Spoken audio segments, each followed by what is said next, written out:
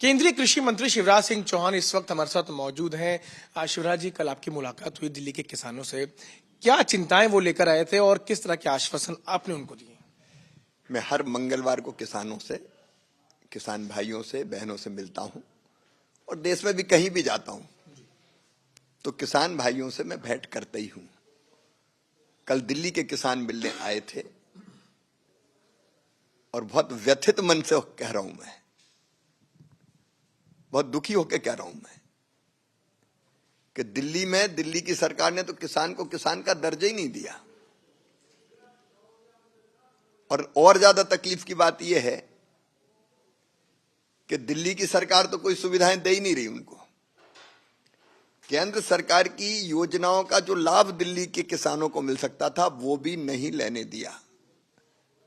आप जानते हैं हम सीधे किसानों की मदद नहीं करते, हम जो भी योजना बनाते हैं वो राज्य सरकार के माध्यम से लागू करते हैं। कृषि राज्य सरकार का विषय है। हमारी इतनी योजनाएं हैं। अब दिल्ली तो महानगर है, देहात के किसान लगे हुए हैं, यहां फल की जरूरत है, सब्जियों की जरूरत है और हम बागवानी विकास मिशन के लिए किसानों को सब्सिडी पर बीज देते हैं, सब्सिडी पर खाद देते हैं, पॉली हाउस के लिए 50% सब्सिडी, ग्रीन हाउस के लिए 50% सब्सिडी, हाइड्रोपोनिक्स के लिए 50% सब्सिडी, निदाई गुड़ाई के यंत्र होते हैं उनके लिए 50% सब्सिडी। कई राज्य सरकारें तो इस पर और ज्यादा देके उसको 80% तक पहुंचा देती है।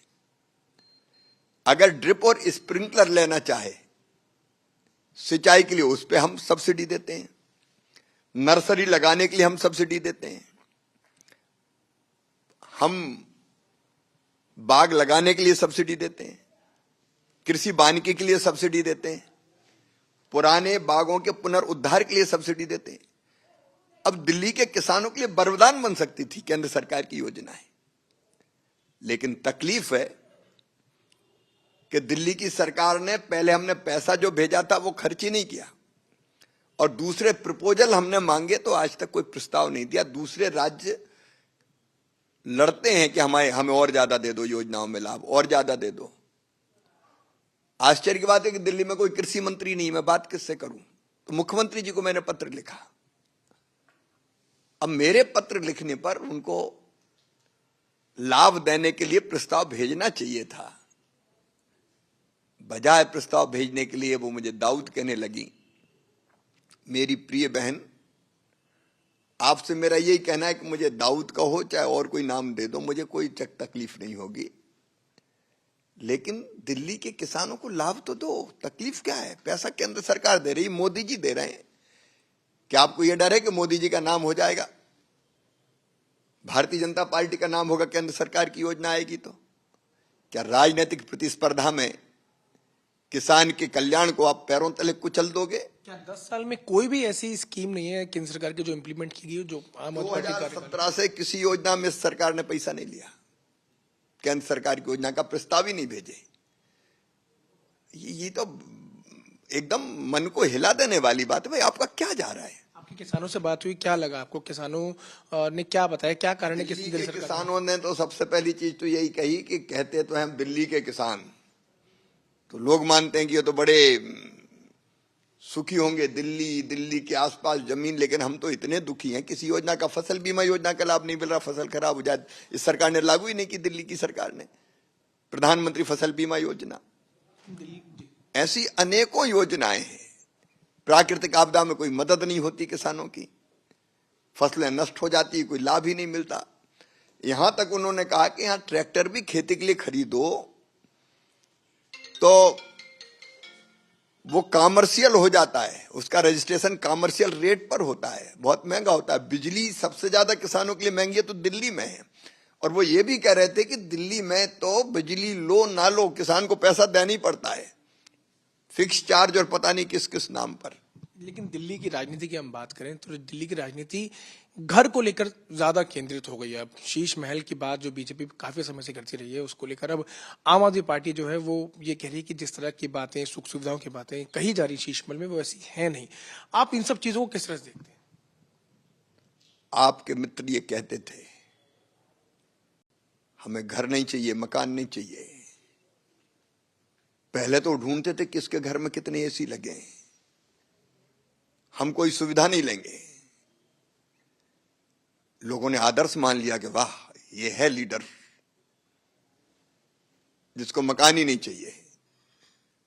लेकिन अब मकान के लिए लड़ रहे हैं, ये अजीब बात है। शिवराज जी, वो आज दरअसल प्रधानमंत्री के घर के पास भी पहुंच गए। वो चाहते कि वो दरवाजा खोले, वो अंदर जाके देखना चाहते हैं कि उनके घर में किस तरह की चीजें। नाटक और पाखंड ये आपके डीएनए में है। विषयों को कैसे घुमाना, मूल मुद्दे से ध्यान हटाना।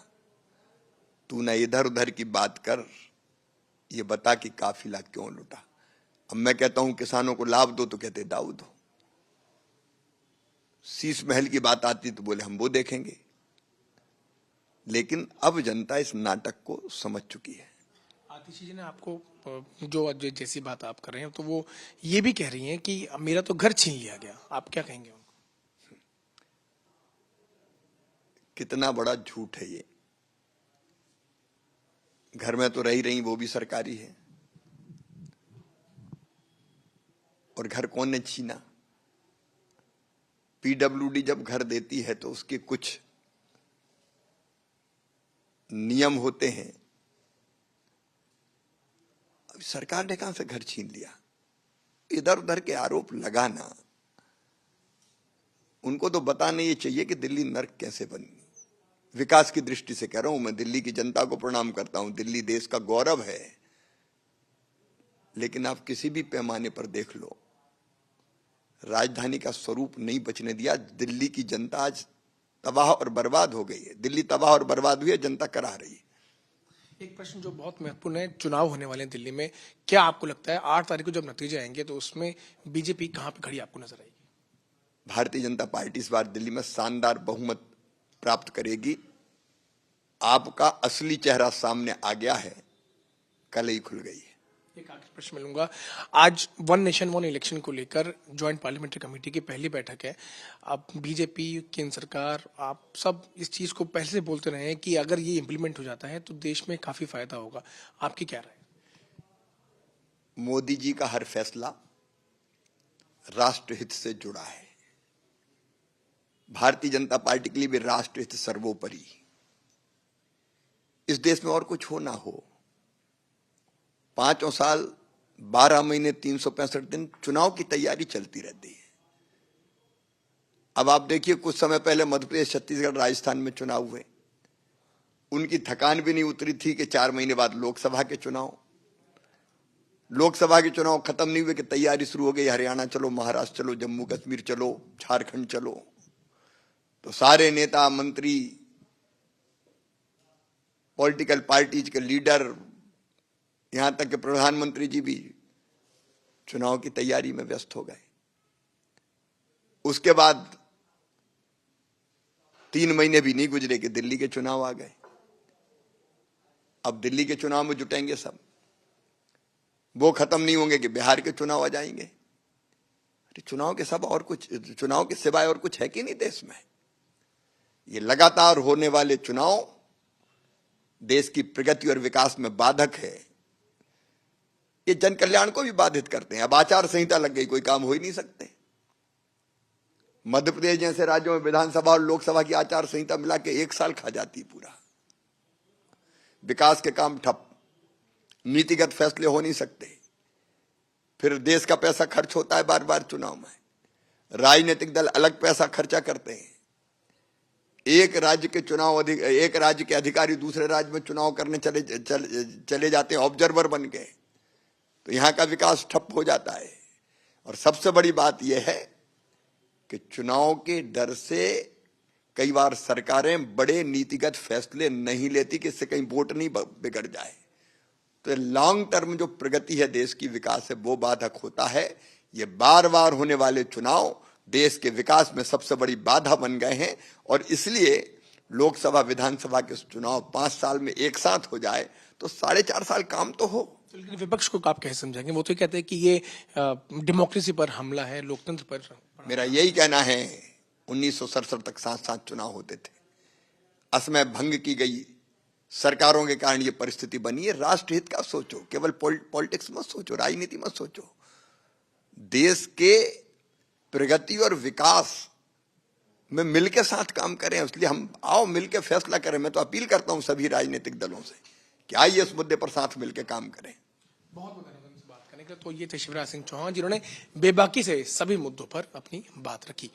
कैमरामैन कुंज बिहारी के साथ मैं पीयूष मिश्रा, दिल्ली आज तक।